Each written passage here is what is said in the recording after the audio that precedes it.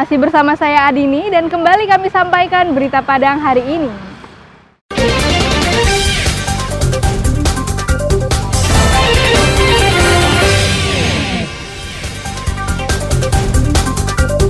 Lima pencuri ditangkap tim kuda laut Polsek Bungus. Residivis kasus narkoba kembali ditangkap polisi.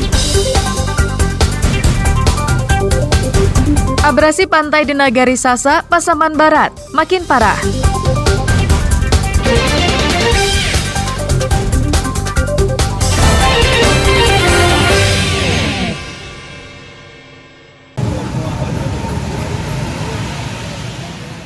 Bus dari arah Bukit Tinggi menuju Kota Padang, Senin pagi, seruduk bengkel dan lapak pedagang telepon genggam di daerah Parit Malintang, Padang Pariaman. Seluruh badan bus masuk ke dalam bengkel hingga menyebabkannya rusak parah. Polisi berusaha mengevakuasi bus menggunakan mobil derek. Bus yang membawa 14 penumpang tersebut berhasil dikeluarkan dari dalam bengkel. Beruntung saat kejadian, pemilik bengkel sedang tidak berada di tempat. Akibat kejadian tersebut, bus rusak berat, terutama di bagian depan.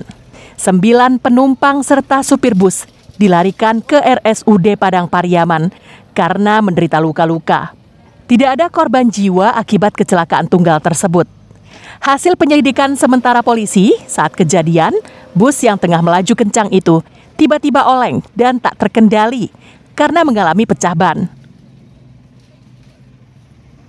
Satu rumah untuk tambal ban juga semi permanen juga. Informasinya nih mengantuk atau pecah ban? Kalau dari keterangan saksi yang ada di TKP menyatakan mobil pecah ban. Hingga Senin petang, 2 penumpang dan supir bus masih dirawat di rumah sakit akibat luka berat yang dialaminya. Kasus ini masih dalam penyelidikan polisi untuk mencari tahu penyebab pasti kecelakaan. Eki Rafki melaporkan dari Padang Pariaman.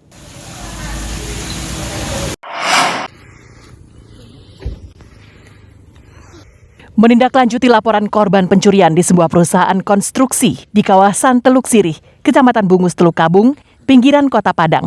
Polisi menangkap pelaku satu persatu di tempat yang berbeda. Polisi juga menyita beberapa buah barang yang dijadikan barang bukti. Modusnya, akhir minggu lalu, salah seorang pelaku memantau aktivitas di salah satu gudang kontraktor yang sedang mengerjakan beberapa pekerjaan di daerah Teluk Sirih. Karena daerah yang sepi dan jauh dari perkampungan penduduk, para pekerja abai dengan peralatannya. Malamnya, Aidil yang merupakan otak pencurian itu mengajak 4 temannya menggasak gudang tersebut. Dalam tempo 1 jam, mereka berlima mencuri sebuah mobil pickup, sebuah mesin las, 2 buah tabung gas ukuran besar, dan 2 buah pintu kontainer. Rencananya barang hasil curian itu akan mereka jual ke provinsi tetangga agar memperoleh hasil yang tinggi.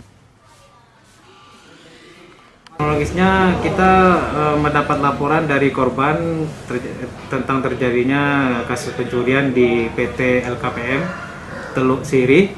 Langsung kita tindak lanjuti pada hari itu juga dan kurang dari 24 jam kita sudah mengamankan 5 orang tersangka dengan barang bukti yang sudah kita amankan. Terdiri dari 1 unit mobil L300, 2 buah pintu kontainer, 1 tabung gas LPG, dan 1 mesin set las merek Lakoni. Kini kelima pelaku yang kesehariannya berprofesi sebagai nelayan ini diperiksa secara intensif di Mapolsek Bungus. Mereka dijerat pasal 363 KUHP tentang pencurian dengan ancaman hukuman 7 tahun penjara. Alfi melaporkan dari Padang.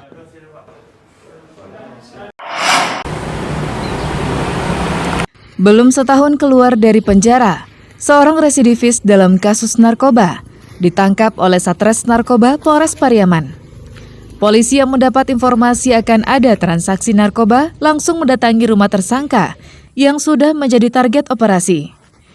Anggota Satres Narkoba Polres Pariaman menangkap dan menggeledah rumah Rusdi di Desa Talua, Kecamatan Pariaman Selatan. Penggeledahan mengundang perhatian warga sekitar. Polisi menggeledah setiap sudut ruangan rumahnya yang diduga tempat menyembunyikan barang haram tersebut. Setelah menemukan barang bukti, polisi langsung membawa tersangka ke Mapores guna penyelidikan lebih lanjut. Polisi menyita 7 paket kecil sabu-sabu, sebuah telepon genggam, serta sejumlah uang yang diduga hasil penjualan narkoba. Saudara RE ini merupakan residivis dan juga menjadi TO, anggota jadi TO-nya Polres Pariaman. Anggota mendapatkan informasi bahwa saudara RE ini sedang melaksanakan transaksi di rumahnya. Kemudian anggota meluncur ke TKP, dilakukan penggeledahan. Tersangka terancam hukuman maksimal 20 tahun penjara karena melanggar pasal 111 dan 112 Undang-Undang Nomor 35 Tahun 2009 tentang narkotika. Tertangkapnya residivis dalam kasus yang sama menjadi pertanda jika pembinaan di lembaga pemasyarakatan tak berhasil sempurna. Sudah sepantasnya pemerintah mengkaji ulang kebijakan tersebut sehingga lembaga pemasyarakatan tidak dijadikan tempat menimba ilmu bagi narapidana untuk berbuat kejahatan berikutnya. Eki Rafki melaporkan dari Pariaman.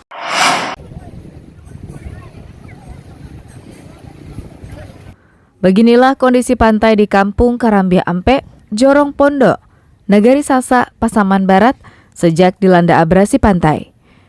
Pohon pinus yang selama ini menjadi penghalang angin dan ombak, Minggu sore terlihat berjatuhan ke laut. Cuaca ekstrim yang sering terjadi sejak beberapa hari lalu menyebabkan proses abrasi semakin cepat. Beberapa bulan lalu, jarak rumah dengan pantai sekitar 20 meter, namun kini hanya 5 meter saja. Menurut warga Sasak, 2 kali dalam 1 bulan abrasi meruntuhkan 1 hingga 3 meter tebing sekitar muara. Kondisi itu terjadi saat air pasang di bulan purnama dan air pasang anak bulan, yakni pasang laut yang terjadi awal bulan dalam kalender Hijriah. Saat ini beberapa warga memilih menginap di rumah kerabatnya, sebagian lainnya memilih bertahan di rumah. Tiap bulan tambah parah, tiap bulan 2 kali sebulan itu tuh pasti membawa guntuan tabiang sekitar 3 meter atau 2 meter setiap bulan itu. Pasang purnamo juga pasang anak bulan, pasang purnamo itu pasang moleh, pasang anak bulan itu 1 bulan itu pasti guntuan 1 meter atau 2 meter atau 3 meter. Dengan sebagai masyarakat ditutuilah air yang mengalir ke Pon Seribu tentang muara itu yang di Tanjung itu ditutui, air yang mengalir ini ditutui sementara kita tutui di bongkeh ke laut, dia di situ marah. Kan kemarin nggak ada lagi air yang mengalir.